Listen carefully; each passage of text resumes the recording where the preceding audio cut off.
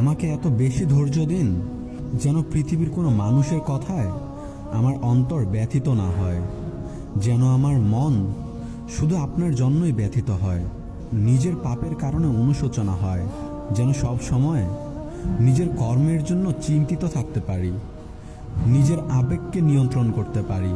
হে আমার রব, যে মানুষগুলো তাদের দেওয়া কথা ও কাজের দ্বারা আমাকে আঘাত করেছে, ক্ষতবিক্ষত করেছে আমার অন্তর, তাদের সবাইকে ক্ষমা করার শক্তি আমাকে দিন। হে আল্লাহ, আমাকে এমন ধৈর্য দিন যাতে মানুষের কটু কথায় হাসি মুখে বরণ করতে পারি। আমাকে এত বেশি ধৈর্য দিন যাতে মানুষের কথায় অন্তর পুড়ে গেলেও আমি আপনার পুরস্কারের আশায় হাসতে পারি। আমার খারাপ সময়টা যেন আমার জন্য রহমত হয়ে যায়, আমাকে নতুন করে বাঁচতে শিখায়।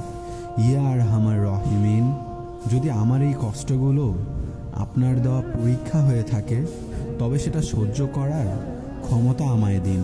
হে আমার রব, আমার অন্তরকে এমনভাবে পরিবর্তন করে দিন যেন আপনার সকল সিদ্ধান্তে আমি সর্বদা সন্তুষ্ট থাকতে পারি, সর্বদা আপনার শুকরিয়া আদায় করতে পারি।